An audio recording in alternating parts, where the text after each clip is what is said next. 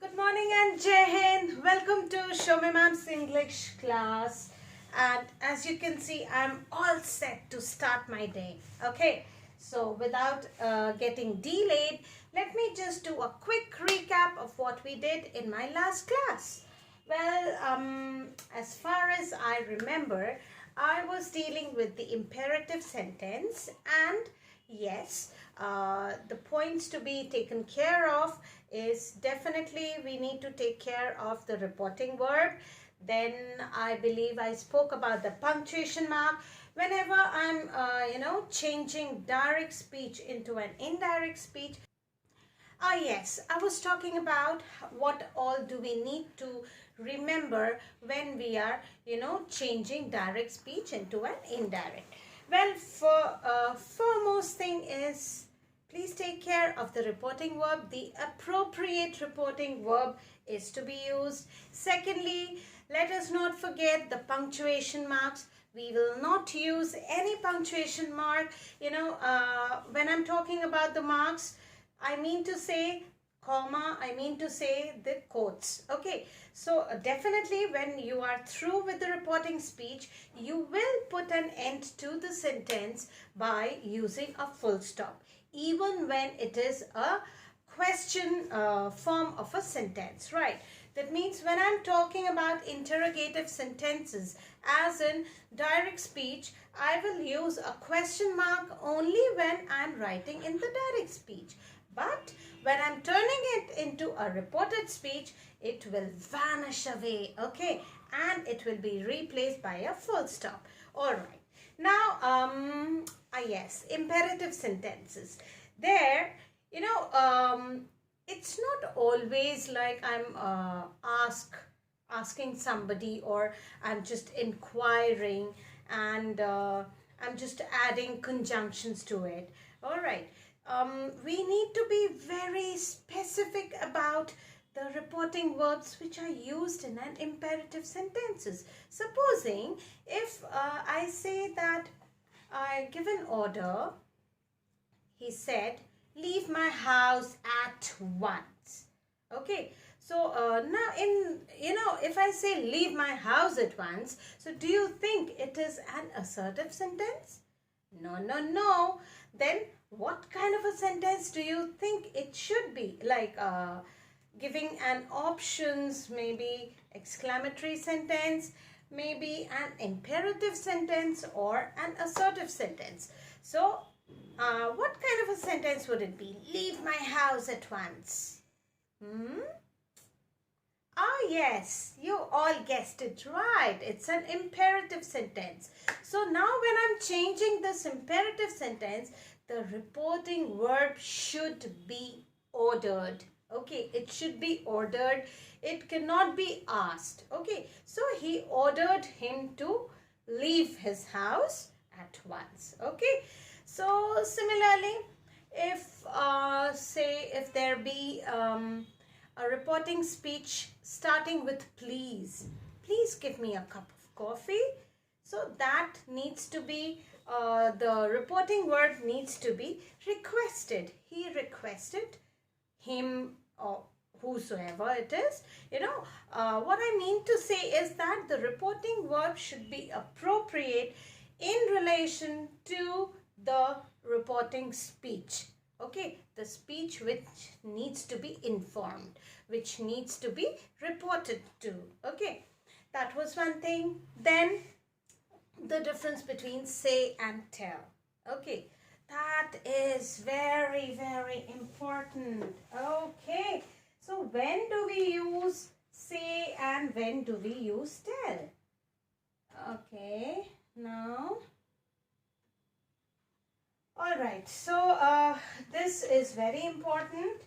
Whenever we need to mention to whom something is said, okay, that means when I know the recipient, when I know the person to whom I need to inform, thereby I will use tell, or that tell changes into told. Now, when I don't know to whom I'm informing, to whom I'm, talking about, I really don't know. It's totally vague. It's absurd. it's not known. Okay, so thereby I will always use say, which in an indirect speech tends to be said. Okay, so please remember this thing, when to use tell and told, when to use say and said. Then another thing, remember I told you that with regard to the W7, that means there are few question tags with which we do not use the conjunctions. Okay, remember, if you all don't remember, you can just flip the pages. It's on page number 161 with words like who, whom, whose, which, what, where and why. Who, whom, whose, which, what, where and why. So with these question tags, children, please do not write any form of conjunctions. That will lead to, getting what? Full marks or zero? You will get a big motichur ka laddu. Okay? So please don't do anything. I can give you laddus, we can treat, but not in this form. Okay? Alright, so jokes apart. Now let us see more about the imperatives.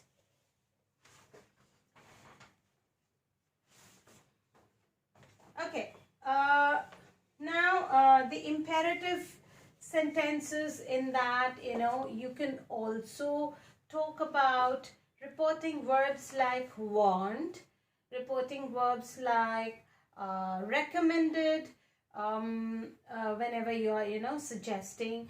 You can talk about suggested. Okay, then you can also use encouraged, isn't it? So, the main criteria, the main funda is, if your question demands you to, use such appropriate reporting verbs, please do not abstain yourself from doing so. You will definitely get full marks if you use the appropriate reporting verbs, but if you do not use if supposing you just take it for granted that for each and everything it will be okay with asked and inquired, then my dear children, you all are absolutely wrong. Okay, the teachers won't award you with the full marks if you tend to do such mistakes. So please get into the habit of understanding the nature of the sentence, the flavor of the sentence, the essence of the sentence, and do accordingly.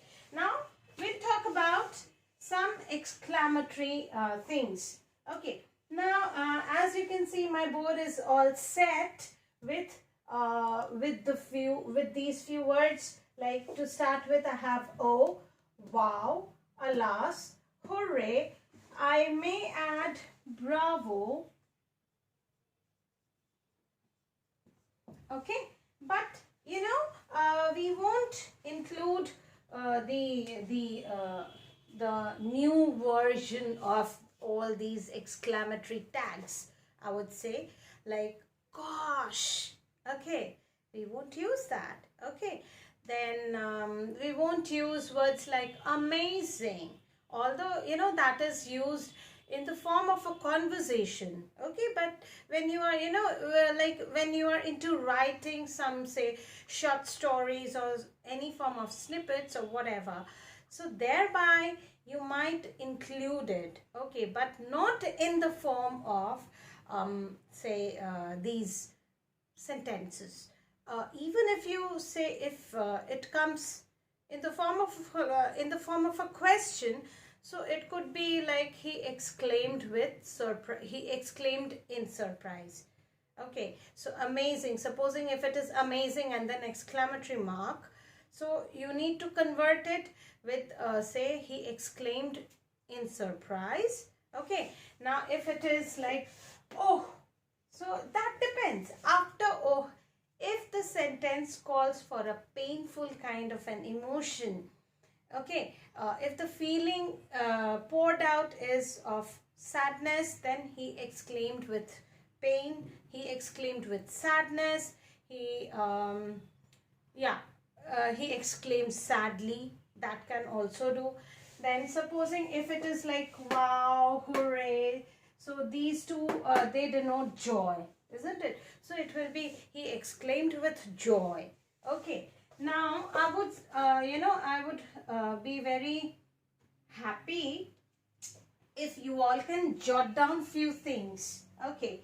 Like wow, hooray, then aha. All right. Then I would say ha. Although this is, this is rarest amongst rare. These, they exclaim with joy. Okay. So remember these words, wow, hooray, aha, ha. These exclaim with joy. Then if you have, say, just write it down somewhere, because these are not mentioned in your books. So you can just write wow, hooray, aha, ha. These denote joy. Alright. Now next you can write what? Okay. Then good God. So what do you think they denote? They denote exclaim with surprise. I hope it is visible. Okay, so this is the first thing. This is the second thing. Now the third thing to remember is well done. Clap, clap, clap, clap. Isn't it? So that time you will say exclaim with applause. That means you are very happy and you are just proud. Now next is your bravo. Bravo, eureka, you did it. So that will be applauded again. But applauded with the object, whichever object you have in the sentence, and then whatever the saying is, whatever reporting speech is there. Then last but not least, sorry. This is very commonly used. Exclaimed with, this is regret.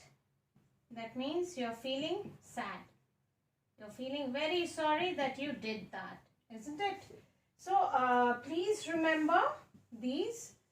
Like you will simply, the reporting verb will be exclaimed with joy, exclaimed with surprise, exclaimed with applause. Then you have exclaimed with applause, and then you need to find out the object and then write the whole thing. If it is sorry, then exclaim with regret. Okay, so that were rather few things to take note of. Now there are few steps for identifying the exclamatory sentences. So the very first thing what you need to do is, you will first identify the subject and the object, then these will come into being. That means then you will talk about the reporting verbs. So these, supposing if these are there in the direct speech, so you need to convert them, these words into the reporting verbs, like exclaimed with surprise, exclaimed with applause, exclaimed with regret, exclaimed with joy. Okay, now next step is what we'll be dealing with the pronouns.